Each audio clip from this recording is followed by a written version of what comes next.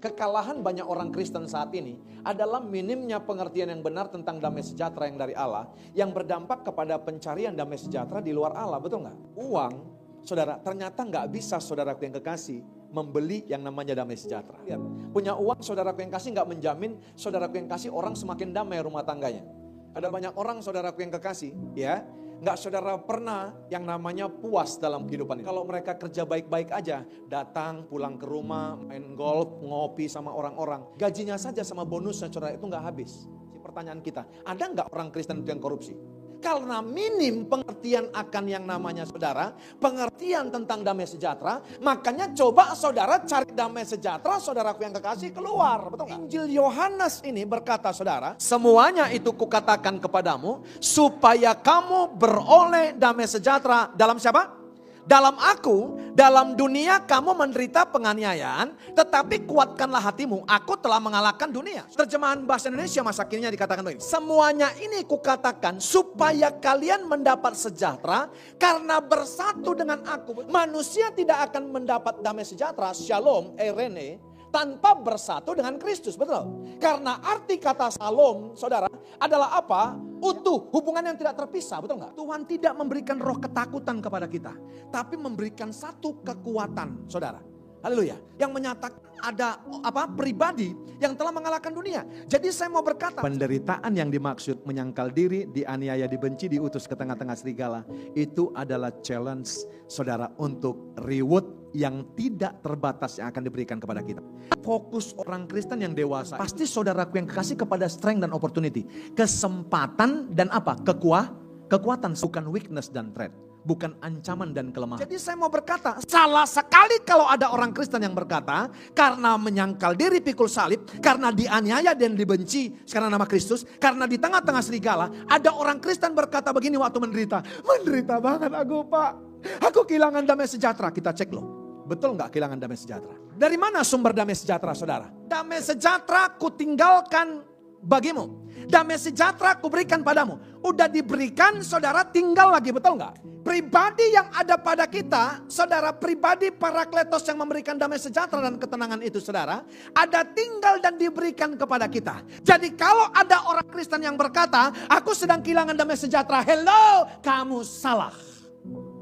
Saudara, karena damai sejahtera sesungguhnya tidak bisa hilang daripada kita. Karena apa? Tuhan Yesus kita bukan Tuhan yang hitung-hitungan. Kalau dia beri, saudara, pasti dia akan beri lebih.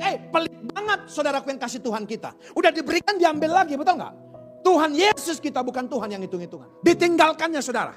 Makanya saudaraku yang kasih, saya mau berkata kepada saudara, harusnya orang Kristen lebih mengutamakan warisan daripada Tuhan, daripada warisan daripada papa mamanya, betul nggak? Alkitab berkata, saudara, siapa yang akan memisahkan kita dari kasih Kristus? Penindasan atau kesesakan atau penganiayaan atau kelaparan atau ketelanjangan atau bahaya atau pedang. Masalah penindasan, masalah kesesakan, masalah penganiayaan, masalah kelaparan, masalah ketelanjangan, masalah bahaya, masalah pedang. Berarti dialami juga orang yang tidak mengenal Kristus. Berarti itu masalah standar, betul nggak?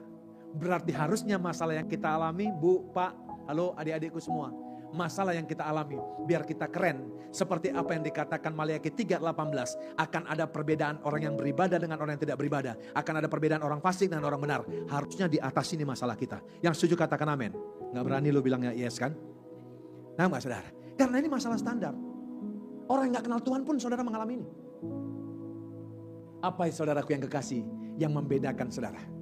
Semua yang standar ini, bahkan yang di atas standar ini, tidak ada yang dapat memisahkan kita daripada kasih Kristus. Boleh kehilangan rumah, boleh kehilangan mobil, boleh kehilangan saudaraku yang kekasih yang namanya pasangan kita. Boleh saudara kehilangan apapun, boleh kehilangan harta benda, boleh kehilangan yang paling kau cintai. Tapi selama tidak kehilangan saudara yang namanya kasih Kristus, saudara, maka saya mau berkata, tetap akan damai sejahtera. Ternyata begini, penderitaan yang kita alami, masalah yang kamu hadapi, saudara, masalah anak, masalah rumah tangga, masalah suami, masalah saudara ekonomi, masalah usaha dan pekerjaan. Itu cuma menggelisahkan dan menggentarkan, tapi tidak menghilangkan damai sejahtera. Makanya dibilangnya begini saudara, haleluya. Janganlah gelisah dan gentar hatimu. Artinya apa Bapak Ibu? Harusnya yang tinggal di dalam kita yang diberikan mengalahkan kegelisahan dan kegentaran. Makanya kitab Yesaya berkata apa? Sama-sama, 2, 3, ya. Di mana ada kebenaran, di situ akan tumbuh damai sejahtera. Dan akibat kebenaran ialah ketenangan dan ketentraman untuk selama-lamanya. Damai sejahteranya ada di dalam. Kamu fokus sama kebenaran bukan kegelisahan dan kegentaran, maka lihat baik saudara, maka akan hadir ketenangan dan ketentraman. Karena Roh Kudus gak pernah bikin gelisah.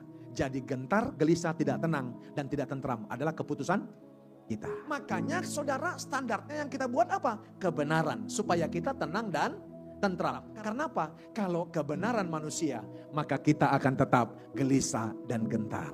Yang diberikan dunia dan yang diberikan Tuhan berbeda. Apa bedanya saudara? Lihat baik. Dunia memberikan damai sejahtera yang semu, yang berubah-ubah, yang sementara saudara tidak kekal. Tapi Tuhan damai sejahteranya kekal karena apa saudara? Dia berkata melampaui segala akal, memelihara hati dan pikiran. Saya mau katakan kepada saudara. Kalau ada pribadi yang memberikan damai sejahtera yang tinggal dalam kita saudara. Maka saya mau berkata itu melampaui pikiranmu yang gelisah.